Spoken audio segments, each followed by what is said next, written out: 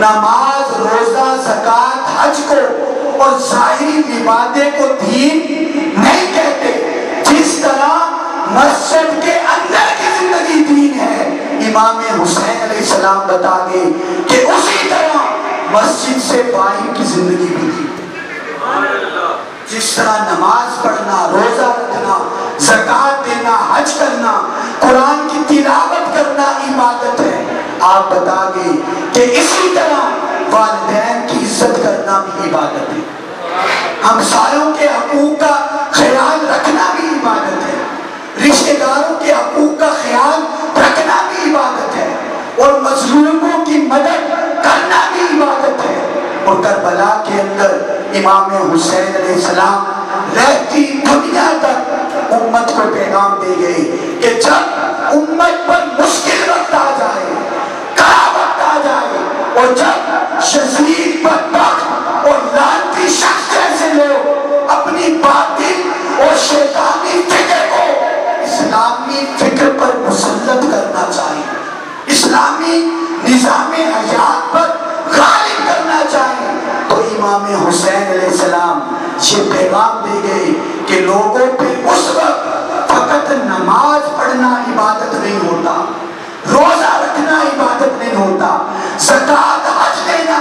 عبادت نہیں ہوتا، بلکہ اس وقت اپنی اولاد، اپنے خاندان، اپنی جان، اپنا مال، اپنا سب کچھ لے کر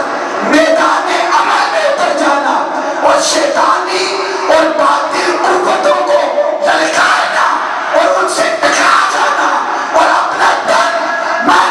دل سب کچھ نانا کے دین کے لیے قربان کر دینا، اس کو دین اسلام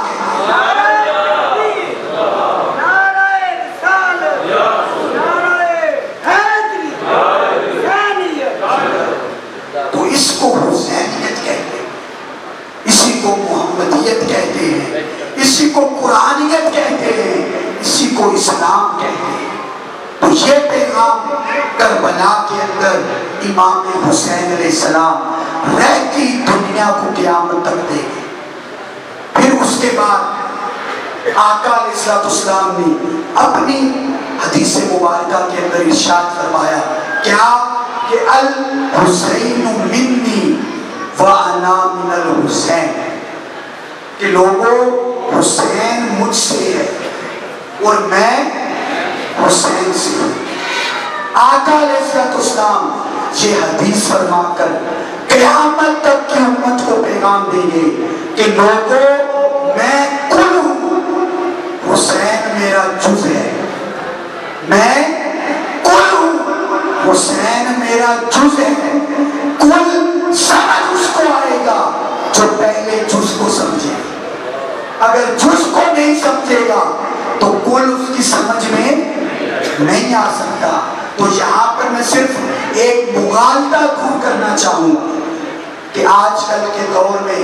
کچھ ہمارے نادان بھائی اور دوست یہ اعتراض کرتے ہوئے نظر آتے ہیں کہ معاذ اللہ آقا دو جہاں حضرت محمد مصطفیٰ صلی اللہ علیہ وآلہ وسلم اس دنیا سے چلے جانے کے بعد وہ دیکھ نہیں سکتے، سن نہیں سکتے، اپنی امت کا مشاہدہ نہیں فرما سکتے۔ معاذ اللہ وہ قبر میں ایسے ہی مردہ ہے جس طرح عام بندہ ہوتا۔ تو جب امام حسین علیہ السلام سے پوچھا گیا تو امام حسین علیہ السلام نے کہا کہ میرے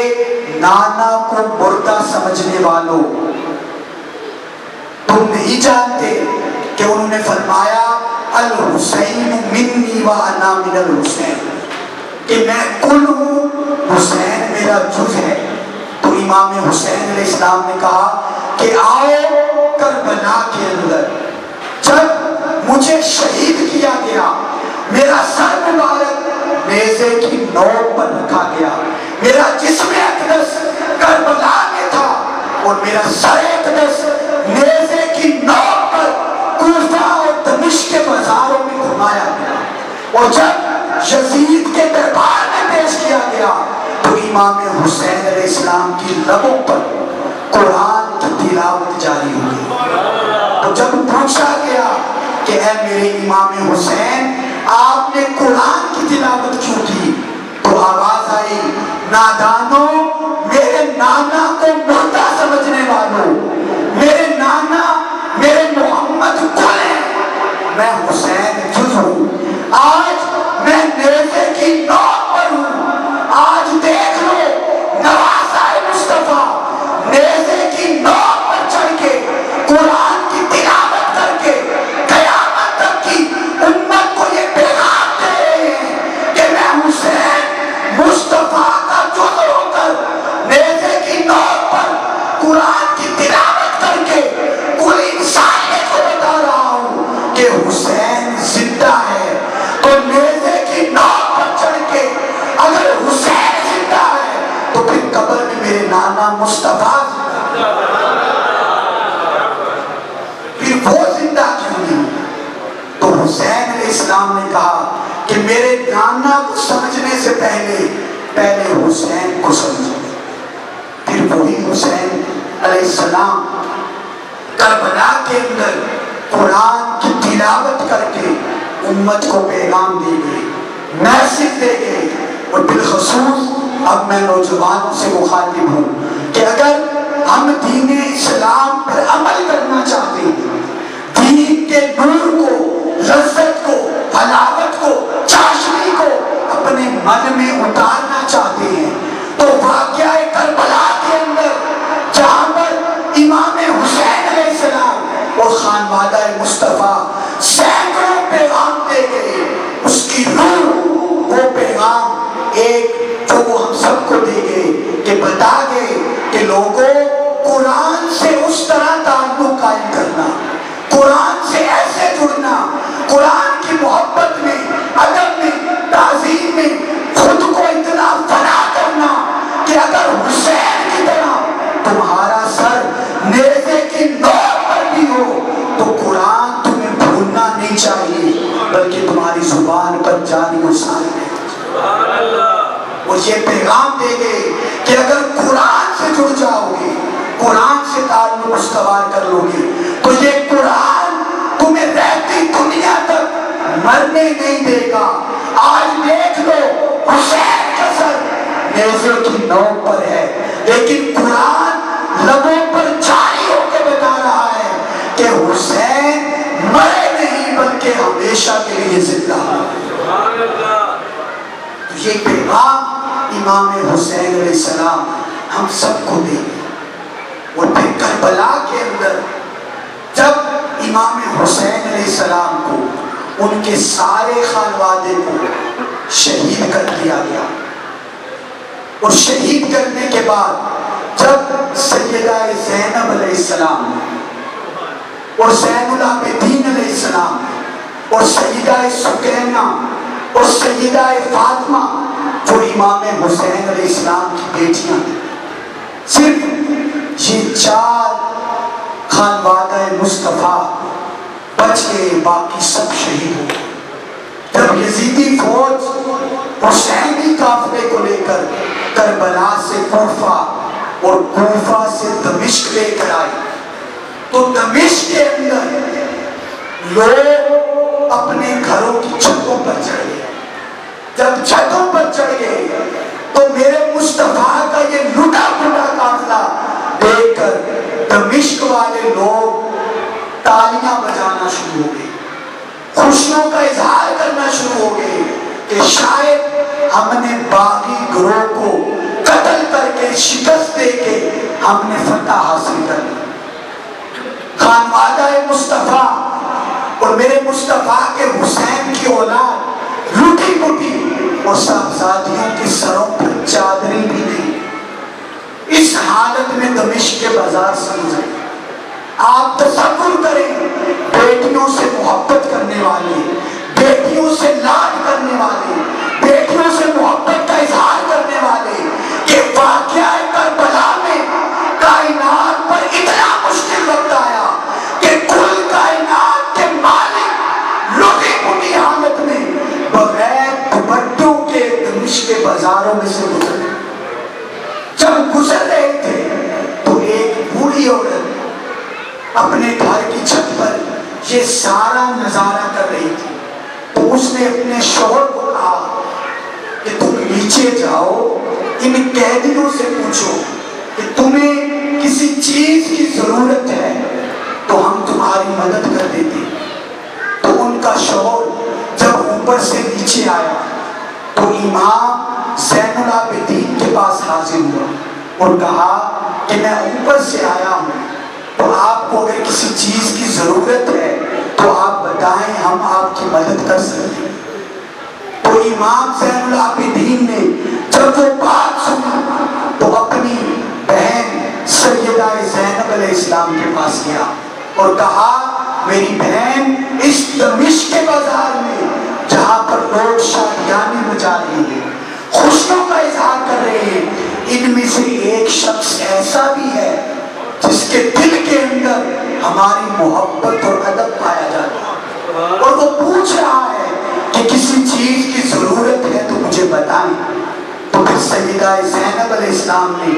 اپنے بھائی کو کہا کہ ان سے کہیں کہ اگر وہ ہماری کچھ مدد کر ہی سکتے ہیں تو ہمیں 2 یا 3 دوپٹے دے دیں، چادریں دے دیں، کچھ کھجوریں دے دیں اور تھوڑا سا پانی دے دیں۔ پھر وہ شوہر جاتا ہے، چادریں لے کر آتا ہے، کھجوریں اور پانی لے کر آتا ہے اور امام زین العابدین علیہ السلام کو دیتا۔ پھر وہ آگے سیدہ زینب علیہ السلام کو دیتے ہیں۔ تو جب کل کائنات کے مالک سیدہ زینب علیہ السلام وہ چادر اپنی سر پر لیتی ہے اور حسین علیہ السلام کی دونوں بیٹیاں سیدہ فاطمہ اور سیدہ سکینہ ان کے سروں پر دوپٹے دیتی ہیں، کھجور ایک ایک کھاتی ہیں اور پانی حلق سے نیچے جاتا ہے۔ تو سیدہ زینب علیہ السلام کہتی ہیں کہ اے میرے بھائی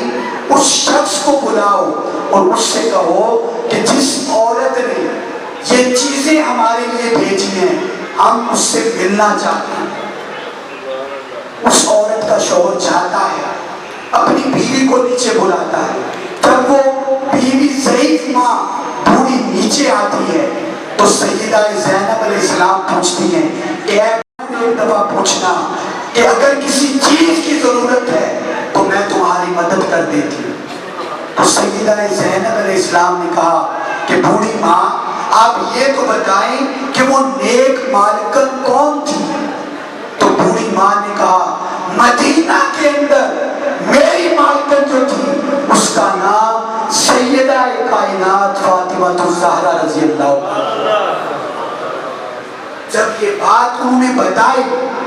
تو آگے سے سیدہ کائنات زینب علیہ السلام نے یہ نہیں کہا کہ ہم ان کی اولاد میں سے، بلکہ سیدہ زینب علیہ السلام نے کہا کہ اے بوڑھی ماں تو نے جو ہم پر احسان کیا اس احسان کے بدلے میں آپ یہ بتائیں کہ ہم سے کیا چاہتی ہیں؟ تو اس بوڑھی ماں نے کہا کہ اے بی بی میں صرف یہ چاہتی ہوں کہ آپ میرے حق میں یہ دعا کر دیں کہ کیا مجھے پتا چلا کہ سیدہ کائنات اس دنیا سے چلی گئی، ان کا بیٹا امام حسن علیہ السلام بھی اس دنیا سے چلے گئے، لیکن ان کی بیٹی سیدہ زینب علیہ السلام اس دنیا میں موجود ہے، ان کے بیٹے امام حسین علیہ السلام اس دنیا میں موجود ہیں۔ تو اے بی بی آپ یہ دعا کر دیں کہ مجھے زندگی میں ان کا چہرہ دیکھنا ایک دفعہ نصیب ہوگا۔ تو سیدہ زینب علیہ السلام نے کہا کہ اے بی بی اللہ کی ذات نے تیری دعا قبول فرما لی۔ تو اس بی بی نے کہا کہ کیسے؟ تو سیدہ زینب علیہ السلام نے کہا کہ اے بوڑھی ماں وہ جو سر نیزے کی نوک پر ہے وہ امام حسین علیہ السلام کا ہے، اور میں جو تیرے سامنے مدد مانگ رہی ہوں میں سیدہ زینب علیہ السلام ہوں، اور یہ فاطمہ اور سکینہ امام حسین علیہ السلام کی چھوٹی صاحبزادی ہے۔ جب یہ بات اس بوڑھی ماں کو پتا چلی تو زاروں قطار رونا شروع، اور اس نے کہا کہ آپ تو کل کائنات کے مالک ہیں، یہ یزید اور اس کی فوج نے آپ کے ساتھ کیا سلوک کیا؟ جب اتنی بات ہوئی تو یزید کی فوج نے سارے قافلے کو پکڑ کر یزید کے دربار میں پیش کر. جب یزید کے دربار میں پیش کیا گیا تو اس وقت یزید نے امام حسین علیہ السلام کی چھوٹی صاحبزادی سیدہ فاطمہ علیہ السلام اس کو تکبر اور غرور کے لہجے میں پکارتے ہوئے کہا کہ اے لڑکی بتا تو کون ہے. تو سیدہ فاطمہ علیہ السلام ڈر کے سیدہ زینب علیہ السلام کے پاس آئے. پھر یزید بدبخت نے اونچی آواز سے کہا کہ اے لڑکی تو کون ہے, تو بولتی کیوں نہیں. تو سیدہ زینب علیہ السلام نے آگے سے جواب دیا کہ اے بدبخت یزید, یہ امام حسین علیہ السلام کی چھوٹی صاحبزادی ہے, تمیز سے بات کر. تو بول اس لیے نہیں سکتی کہ تم نے جو رسی اور سنگل اس چھوٹی گڑیا کے جسم میں ڈالے ہوئے ہیں اس کی وجہ سے وہ بول نہیں سکتی. تو یزید نے کہا اپنے سپاہی کو کہ جاؤ اس رسی کو کھولو, اس سنگل کو کھولو. جب وہ نزدیک ہونے لگا تو سیدہ فاطمہ جو چھوٹی تھی وہ امام زین العابدین کے پاس آ گئی. تو سیدہ زینب علیہ السلام نے کہا کہ یزید بدبخت اپنے فوجی کو روک لے, یہ امام حسین علیہ السلام کی بیٹی ہے, یہ کسی غیر محرم کا ہاتھ اپنے جسم کو لگنے نہیں دے. یزید نے کہا کہ ٹھیک ہے, امام زین العابدین خود کھولے. جب انہوں نے کھولا تو پوچھا کہ تم کون ہو, تو انہوں نے بتایا. نہ وہ رو سکتی تھی نہ وہ اس خوف کا اظہار کر سکتی تھی. سہمے ہوئے لہجے میں بتایا کہ میں حسین علیہ السلام کی بیٹی ہوں. پھر اسی وقت سیدہ زینب علیہ السلام کھڑی ہو گئی اور آپ نے یزید کے دربار میں وہ خطبہ دیا جس کو مورخین نے رہتی دنیا تک کے لیے تمام عورتوں کے لیے جرأت اور بہادری کا استعارہ بنا. اور اس خطبے میں سیدہ زینب علیہ السلام جب علی شیر خدا کی بیٹی کھڑی ہوئی اور کھڑی ہو کر کہا کہ اے یزید بدبخت, تو ہمیں یہ بتا کہ تو جس محمد کا کلمہ پڑھتا ہے وہ محمد تیرے نانا ہے یا ہمارے نانا. پھر سیدہ زینب علیہ السلام نے کہا کہ اے بدبخت یزید, ہمیں تو یہ بتا کہ جس نماز کے اندر تو جس آل پر درود و سلام پڑھتا ہے وہ محمد کی آل ہم ہیں یا تم. پھر سیدہ زینب علیہ السلام نے کہا کہ اے یزید, تو ہمیں یہ بتا کہ جن اذانوں کے اندر تو محمد رسول اللہ کی گواہی دیتا ہے اس محمد کی اولاد ہم ہیں یا تم. جب یزید نے یہ سمجھا کہ دربار کی صورتحال تبدیل ہونا شروع ہو گئی, لوگوں کے دلوں کے اندر اہل بیت کی محبت پیدا ہونا شروع ہو گئی, تو کھڑا ہو کر متکبرانہ انداز میں کہنے لگا کہ اے سیدہ زینب, تو سب کچھ چھوڑ, تو مجھے یہ بتا کہ آج تیرے بھائی حسین کا سر نیزے کی نوک پر ہے, تمہارا سارا خاندان ہم نے شہید کر دیا. تم یہ بتاؤ کہ تمہارا اس لٹی پٹی حالت میں میرے دربار میں پیش ہونا تمہیں کیسا لگ رہا ہے. تو سیدہ زینب علیہ السلام نے کہا کہ اے یزید, ہم اس محمد صلی اللہ علیہ وآلہ وسلم کی اولاد ہیں, یہ مشکلات تو ہمارے لیے کچھ بھی نہیں, ہم تو دنیا میں آئے ہی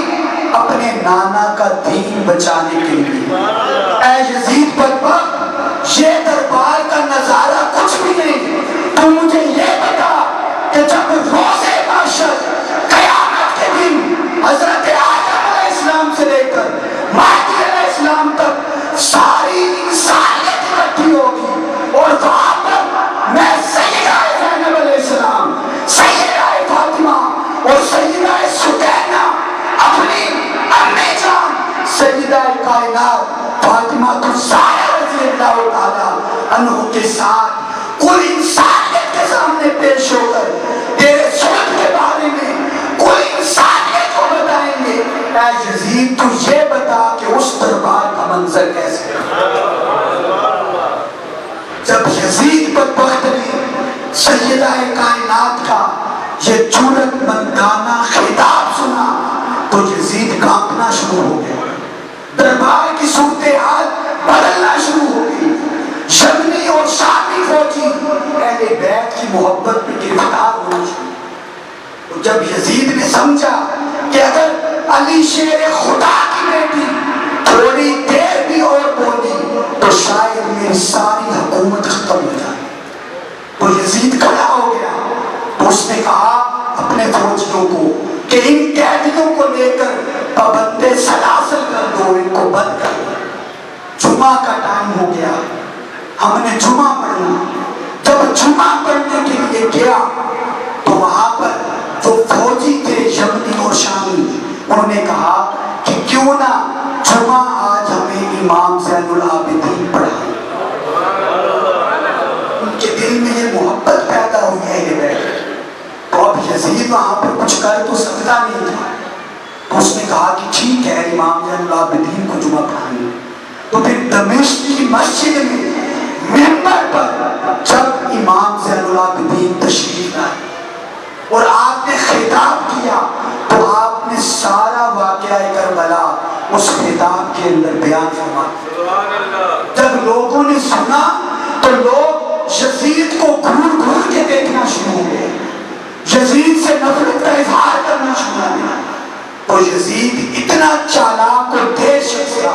کہ اسی وقت کھڑا ہو گیا اور کہنے لگا کہ امام زین العابدین اب وقت ہو گیا ہے، آپ اپنا خطبہ ختم کریں اور ہم نماز شروع کریں۔ جب نماز کے لیے اقامت کہی گئی اور اقامت کہنے والے نے جب کہا اشہد ان محمد رسول اللہ، جب آقا دو جہاں کی رسالت کی گواہی دی تو امام زین العابدین کھڑے ہو، ہاتھ کھڑا کیا اور کہا سن لو، تم اقامت کے اندر جس محمد مصطفیٰ کی رسالت کی گواہی دے رہے ہو یہ بتاؤ کہ اس محمد کی اولاد میں سے میں ہوں یا تم؟ تو دربار کا ماحول بدلنا شروع ہو گیا۔ تو یزید نے کہا جلدی جلدی سے جماعت کرواؤ۔ جب جماعت ہو گئی تو جماعت کے بعد یزید نے اپنے مشیران کو اکٹھا کیا، ان سے مشاورت کی کہ حالات تو بدل رہے ہیں، اب ہمیں کیا کرنا چاہیے۔ تو مشیروں نے کہا کہ جن جن لوگوں نے خانوادہ مصطفیٰ کو شہید کیا، قتل کیا، ان کو یہاں پر بلا کے ڈانٹ دو، ان کو ناراض ہو تاکہ ان لوگوں کی ہمدردیاں سمیٹ سکیں۔ اس نے بلایا، ڈانٹا اور پھر ان مشیران نے کہا کہ جتنی جلدی ہو سکتا ہے ان قیدیوں کو مدینہ پہنچا، اگر ان کے پہنچنے سے پہلے وہاں خبر چلی گئی تو ہو سکتا ہے کہ تمہارا تخت الٹ دیا جائے۔ تو پھر یزید نے جتنی جلدی ممکن ہوا اس قافلے کو، ان قیدیوں کو مدینہ کی طرف بھیجا۔ اور جب مدینہ سے 2 میل پہلے یہ قافلہ پہنچا تو لوگوں اللہ کی عزت کی قسم کائنات پر اس سے بھاری وقت کبھی نہ آیا۔ جب 2 میل پہلے قافلہ پہنچا تو سیدہ زینب علیہ السلام نے پورے قافلے کو روک لیا اور مدینہ کی طرف منہ کر کے روتے ہوئے کہا کہ میرے نانا اور میری امی جان جب میں یہاں سے گئی تھی تو سارا خانوادہ لے کر گئی تھی، آج جب میں مدینہ پلٹ کے آئی ہوں تو اپنا نانا کا دین بچانے کے لیے اپنا سارا خانوادہ قربان کر دیا۔ جب مدینہ والوں کو خبر پہنچی تو مورخین کہتے ہیں کہ مدینہ کے اندر کہرام مچ گئی، چیخو پکار شروع ہو گئی اور ایسا محسوس ہونے لگا کہ آج ہی اللہ کی کرسی مدینہ میں اترے گی اور یہیں پر روز محشر برپا کر دیا۔ اس طرح کا ماحول کریٹ ہو گیا۔ اور پھر جب سیدہ زینب علیہ السلام کو مدینہ منورہ میں پہنچایا گیا تو وہی سیدہ زینب جنہوں نے کربلا کے اندر صبر کا دامن نہ چھوڑا، جرأت کا دامن نہ چھوڑا، بہادری کا دامن نہ چھوڑا، دو سیدہ زینب علیہ السلام جنہوں نے کوفہ کے بازاروں میں صبر کا دامن نہ چھوڑا، دمشق کے بازاروں میں صبر کا دامن نہ چھوڑا، وہی سیدہ زینب علیہ السلام جب مدینہ پہنچی وہ سب سے پہلے سیدہ کائنات فاطمہ الزہرا رضی اللہ تعالیٰ عنہ کی قبر انور پر پہنچی تو قبر کو گلے لگا کر سارے قطار رونا شروع ہو گئی اور کہا امی جان آج دیکھ لیں ہمارے دادا محمد مصطفیٰ کی امت نے ہمارے ساتھ کیا، آج ہماری عزتوں کو پامال کر دیا، عظمتوں کو پامال کر دیا۔ اور پھر کہتے ہیں کہ وہ اتنا زیادہ روئی، اتنی زیادہ روئی کہ ایسے لگتا تھا کہ جیسے قبر سے سیدہ فاطمہ الزہرا رضی اللہ عنہا باہر نکل گئی۔ پھر جب وہ روئی اس کے بعد اٹھا کے ان کو آقا دو جہاں حضرت محمد مصطفیٰ صلی اللہ علیہ وسلم کی بارگاہ میں تصویر پیش کیا اور جب اپنے نانا کی قبر مبارک پر آپ پہنچی تو وہاں پر بھی صبر کا دامن آپ کے ہاتھ سے نکل گیا اور وہ سیدہ زینب جو پورے سفر کربلا میں جرأت، بہادری اور غیرت کا استعارہ بن گئی، مدینہ میں آ کر اپنے نانا کی قبر سے لپٹ کر ساروں قطار رونا شروع ہو گئی اور کہا کہ اے میرے نانا آج دیکھ لیں آپ کی امت نے ہمارے ساتھ کیا سلوک کیا۔ مورخین لکھتے ہیں کہ اس کے بعد سیدہ زینب علیہ السلام دوبارہ دمشق واپس چلی گئی اور پوری زندگی عورتوں کو قرآن کی تعلیم دیتی، قرآن کا پیغام دیتی رہی اور پوری زندگی اسی طرح بقیہ زندگی آپ نے گزاری۔ تو جب واقعہ کربلا اختتام پذیر ہوا تو یہ چند چیزیں میں نے صرف ٹائم کو مد نظر رکھتے ہوئے آپ کی گوش گزار کی، تو آخر میں پیغام یہ دینا چاہوں گا کہ واقعہ کربلا ہمیں پیغام یہ دیتا ہے کہ ہم جتنا ہو سکے قرآن کے ساتھ اپنا تعلق مضبوط کریں، اہل بیت کے ساتھ، صحابہ کے ساتھ، اولیاء و صالحین کے ساتھ اور مصطفیٰ کی ذات کے ساتھ اپنا تعلق استوار کریں، ان کی محبت، ان کے عشق، ادب اور تعظیم کو اپنے من میں اتاریں، راتوں کو اٹھ کے اللہ کی بارگاہ میں آنسو بہانا سیکھیں، حسین کے کردار کو اپنائیں اور ہر قسم کی باطل اور طاغوتی نظام کو اور ہر قسم کی باطل اور شیطانی قیادت کو دہراتے ہوئے ہم امام حسین علیہ السلام کی سنت پر عمل کرتے ہوئے حسینی قیادت کا ہاتھ تھام کے ان کے ہم سفر بن گئے۔ اور آج کا دور ہمیں یہ پیغام دے رہا ہے کہ اگر آج کے دور میں ہم اپنا دین بچانا چاہتے ہیں، ایمان بچانا چاہتے ہیں، اپنی نسلوں کو خدا اور مصطفیٰ کی محبت اور ادب کے چاک پلانا چاہتے ہیں تو قرآن کہتا ہے، میرے مصطفیٰ کی سیرت کہتی ہے، صحابہ کی سیرت کہتی ہے کہ اس کا فقط ایک ہی طریقہ ہے۔ وہ طریقہ کیا ہے کہ کسی نہ کسی اللہ والے کی صحبت اور سنگت میں آ جاؤ، اس کی نسبت میں آ جاؤ۔ جب کسی اللہ والے کی صحبت، سنگت اور نسبت میں آ جاؤ گے تو وہ اللہ والا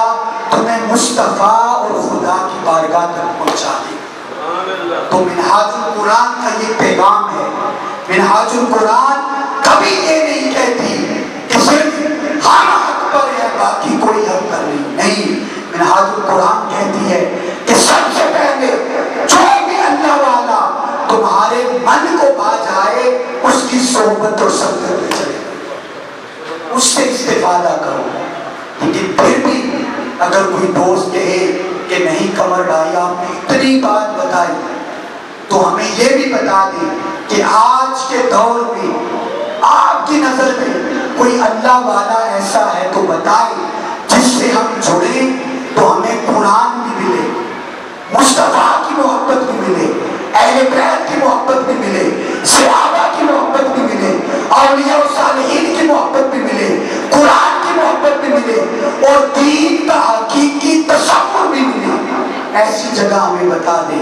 جہاں پر فرقہ واریت نہ ہو،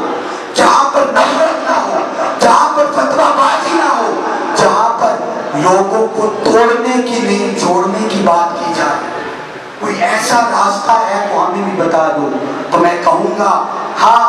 دین کا اسٹوڈنٹ ہونے کے ناطے میرا فرض بنتا ہے کہ اس منصب پر بیٹھ کے میں آپ کو وہ راستہ بتاؤں جس راستے پر چلتے ہوئے آپ کامیابی بھی سمیٹے اور دنیا اور آخرت میں کامیاب بھی ہو جائے۔ تو وہ راستہ اگر مجھ سے پوچھنا چاہتے ہیں تو میں کہوں گا ہاں، آج کے دور کے اندر ایک مرد کلندر ایسا بھی ہے، ایک ہستی ایسی بھی ہے، ایک در ایسا بھی ہے جس کو دنیا منہاج القرآن اور حضور سید شیخ الاسلام کے نام سے جانتی ہے۔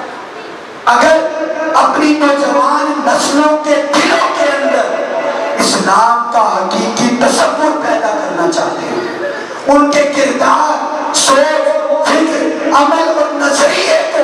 قرآن اور صاحب قرآن کے تابع کرنا چاہتے ہو، یہ چاہتے ہو کہ تمہاری اولادوں کا وجود اللہ کی مخلوق کے لیے باعث خیر اور باعث نفع بن جائے، اور وہ جدھر جائیں علم، عمل اور محبت کو تقسیم کرنے والے بن جائیں، تو میں کہوں گا آئیے منہاج القرآن کو جوائن کریں، حضور سید شیخ الاسلام کو جوائن کریں، ان کو سنیں، سمجھیں، ان کی صحبت اور سنگت میں چلیں۔ اللہ کی عزت کی قسم، منہاج القرآن آپ کو حضور رسول اعظم اور امام حسین علیہ السلام اور آقا علیہ السلام کی بارگاہ تک پہنچا دیں، اور آپ اس محبت اور مودت کی لذت، حلاوت اور چاشنی کو اپنے من میں اترتا ہوا محسوس کریں۔ پھر آپ زبان سے کسی کو گالی نہیں دیں، آپ لوگوں کو تقسیم کرنے والے نہیں بلکہ جوڑنے والے بنیں۔ آپ کا وجود انسانیت کے لیے باعث امن اور باعث خیر بن جائے گا اور باعث نفع بن جائے گا۔ تو لہٰذا آخر میں تحریک منہاج القرآن گوجرا کے جملہ فورمز اور بالخصوص منہاج القرآن یوتھ لیگ، MSN اور منہاج القرآن ویمن لیگ کی جملہ باڈی کو مبارکباد بھی دوں گا اور دعا کو بھی ہوں کہ اللہ تعالیٰ ان کی اس کاوش کو اپنی بارگاہ اقدس میں قبول و منظور فرمائے، اور اللہ اس محبت کو، اس تعلق کو، اس نسبت کو ان کی نسلوں تک منتقل فرمائے، اور حضور سید شیخ الاسلام کی نگاہوں کی ٹھنڈک ان کو بنائے، اور اللہ تعالیٰ اس مرد کلندر کے کردار کی خوشبو ان کے کردار میں بھی پیدا فرما دے، اور اللہ کی ذات ہم سب کو حضور سید شیخ الاسلام کا دست و بازو بننے کی توفیق عطا فرمائے، اور ان کے مستقبی مشن کے پیغام کو اسی طرح گلی گلی، نگر نگر، کوچہ کوچہ اپنی آنے والی نسلوں تک پہنچانے کی توفیق عطا فرمائے۔ وما علینا الا البلاغ المبین۔ مولانا محمد وعلى آله وصحبه وبارك وسلم۔ ربنا ظلمنا أنفسنا وإن لم تغفر لنا وترحمنا لنكونن من الخاسرين۔ میرے مولا جو کچھ کہا، سنا، سمجھا، اس کو اپنی بارگاہ اقدس میں قبول و منظور فرما۔ اس میں اگر کسی قسم کی کمی، کجی، نقص یا عیب رہ گیا ہو تو میرے مولا بجتن پاک کے صدقے ہمیں معاف فرمانا۔ میرے مولا اس برکت مجلس کے توسط سے ہمارے ظاہر کو، باطن کو پاکیزگی اور طہارت عطا فرما، ہمارے تمام صغیرہ و کبیرہ گناہ معاف فرما۔ میرے پیارے رب، آج کی اس مجلس کے توسط سے ہمیں اپنے محبوب آقا دو جہاں حضرت محمد مصطفیٰ صلی اللہ علیہ وسلم کی، ان کی اہل بیت کی، صحابہ کرام کی، اولیاء و صالحین کی اور قرآن کی محبت عطا فرما۔ اس لذت کو، حلاوت کو، چاشنی کو ہمیں اپنے من پر اترتا ہوا محسوس کرنے کی توفیق عطا فرما۔ میرے پیارے رب، ہمیں اپنے کردار میں، اپنی فکر میں، اپنے رویوں میں، اپنے معاملات میں حسینی کردار کو زندہ کرنے کی توفیق عطا فرما۔ میرے پیارے رب، جن جن لوگوں نے اس مجلس کے اہتمام کے لیے کسی بھی قسم کا تعاون کیا، لوگوں کو دعوت دی، بلایا، یہاں پر لے کر آئے، میرے مولا ان کی اس کاوش کو اپنی بارگاہ اقدس میں قبول و منظور فرما، اور اس کے تصدق سے ان کی زندگی کے جملہ امور میں خیر اور برکتوں کا نزول فرما۔ اور میرے مولا ان کی ان کاوشوں کے تصدق سے ہماری زندگیوں میں بھی اور زندگی کے جملہ امور میں بھی خیر اور برکتوں کا نزول فرما۔ میرے مولا جتنے بھی سامعین حاضرین یہاں پر موجود ہیں، ان میں سے ان کے رشتہ دار، اہل و عیال، اہل محلہ، ان میں سے اگر کوئی بیمار ہے تو پتن پاک کے تصدق سے اسے شفا کاملہ عطا فرما۔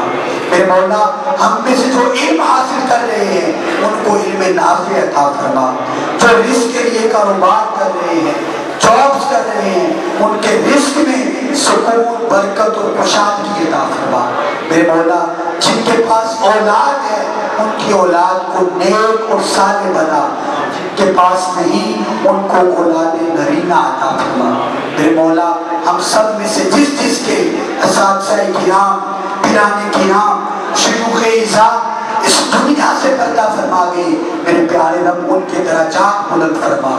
جو حیات ہیں ان کو صحت و تندرستی عطا فرما، بالخصوص حضور سید شیخ الاسلام ڈاکٹر محمد طاہر القادری مرتضی اللہ علیہ کو عمر خضر عطا فرما۔ میرے مولا ہم سب کو ان کی صحبت، سنگت اور نسبت سے فیض یاب ہونے کی توفیق عطا فرما، ان کا دست و بازو بننے کی توفیق عطا فرما، ان کے مستقبل مشن کا پیغام گلی گلی، نگر نگر، کوچہ کوچہ اپنی آنے والی نسلوں تک پہنچانے کی توفیق عطا فرما۔ میرے مولا جو ہماری بہنیں بیٹھی ہیں، مائیں بیٹھی ہیں، بیٹیاں بیٹھی ہیں، ان کو سیدہ کائنات فاطمہ الزہرا رضی اللہ تعالی عنہا کی خصوصی نگاہ محبت اور نگاہ شفقت عطا فرما، ان کی چادر تطہیر کا فیض ان سب کو عطا فرما۔ جو نوجوان بیٹھے ہیں میرے مولا ان کے دلوں کے اندر حسینیت کو زندہ فرما، حسین کی محبت کو زندہ فرما، حسین کی کردار کو زندہ فرما، حسین کی فکر کو زندہ فرما۔ میرے پیارے رب ہمارے وجود کو اپنی مخلوق کے لیے باعث خیر اور باعث نفع بنا، ہم جدھر جائیں علم، عمل اور محبت کو عام کرنے والے بن جائیں، ہماری زبان سے کسی کے لیے گالی نہ ہو، ہمارے کردار میں کسی کے لیے نفرت نہ ہو، شدت نہ ہو، بغض نہ ہو۔ میرے مولا ہر قسم کی شیطانی چالوں سے اور شیطانی کردار سے ہم سب کو بنا عطا فرما،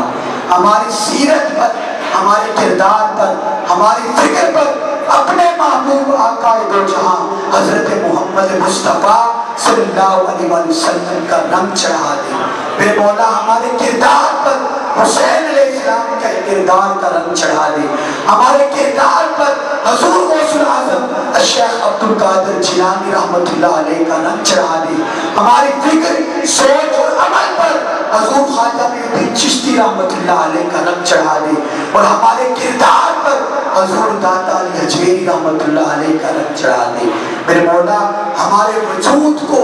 ایمانی صحت بھی عطا فرما، فکری صحت بھی عطا فرما، علمی صحت بھی عطا فرما، روحانی صحت بھی عطا فرما۔ میرے مولا جن نوجوانوں نے اس مجلس کا اہتمام کیا، اس مستفی مشن اور حسینی فکر کو عام کرنے کے لیے سینکڑوں ہزاروں لوگوں کو اکٹھا کیا، میرے مولا ان کی نوجوانی کو، ان کی جوانیوں کو اسی طرح پاکیزہ فرما، پوری عمر ان کی جوانی کو امت کے لیے باعث خیر اور باعث نفع بنا۔ ہم سب کو مل کے بھی ان کا دست و بازو بن کے اس مشن اور فکر کو عام کرنے کی توفیق عطا فرما۔ میرے مولا جن ہمارے بھائیوں کا یہ میرج حال ہے، ان کے کاروبار میں، علم میں، عمل میں، ایمان میں، اولاد میں برکتیں عطا فرما۔ میرے مولا ہم سب کو اسی طرح اس طرح کی پاکیزہ مجالس میں حاضر ہوتے رہنے کی توفیق عطا فرما، اور اس اہل بیت کی محبت کو، ادب کو، تعظیم کو، عشق کو ہمیں اپنی آنے والی نسلوں میں منتقل کرنے کی توفیق عطا فرما۔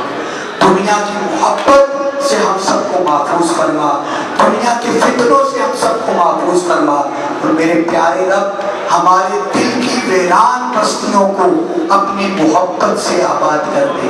اپنے محبوب کی محبت سے آباد کر دے، ہماری ویران اور خشکروؤں کو اپنے محبوب کی اہل بیت صحابہ کرام اور اولیاء و صالحین کی محبت کے جام سے بھر دے۔ میرے مولا ہمارے کردار میں حسین کی خوشبو نظر آئے، ہمارے عمل میں حسین کی خوشبو نظر آئے، اور ہمیں اسی طرح اس طرح کی پاکیزہ مجالس کا اہتمام کرتے رہنے کی توفیق عطا فرما۔ میرے مولا اس شہر پر، اس بستی پر، اس علاقے پر اپنا فضل فرما، کرم فرما، اپنی رحمتوں کا نزول فرما۔ میرے مولا تحریک منہاج القرآن کے جملہ رفقا وابستگان، محبین، متوسلین جو پوری دنیا میں تیرے مصطفیٰ کی محبت کو عام کر رہے ہیں، تیرے مصطفیٰ کے پیغام کو عام کر رہے ہیں، مسانی مشن کو عام کر رہے ہیں، میرے مولا تحریک منہاج القرآن کے جملہ رفقا کی زندگی کے جملہ امور میں اپنی خیر اور برکتوں کا نزول فرما۔ میرے مولا پاکستان کی خیر فرما، امت محمدی کی خیر فرما، کل انسانیت کی خیر فرما، اور باطل شیطانی اور طاغوتی طاقتوں کے مقابلے میں اسلام کو سر بلند فرما، اسلام کو کامیابی و کامرانی عطا فرما، اور ہمیں اسی طرح پوری زندگی حسینی پرچم کے تلے اسی طرح اکٹھے ہو کر حسینی ذکر کو عام کرنے کی توفیق عطا فرما۔ اللہم صلی علی سیدنا و مولانا محمد وعلا آلہ و صحبہ وبارک وسلم، صلی اللہ تعالی علی حبیبی خیر خلقہ و نور عرشہ محمد وعلا آلہ و صحبہ وبارک وسلم۔ السلام علیکم ورحمۃ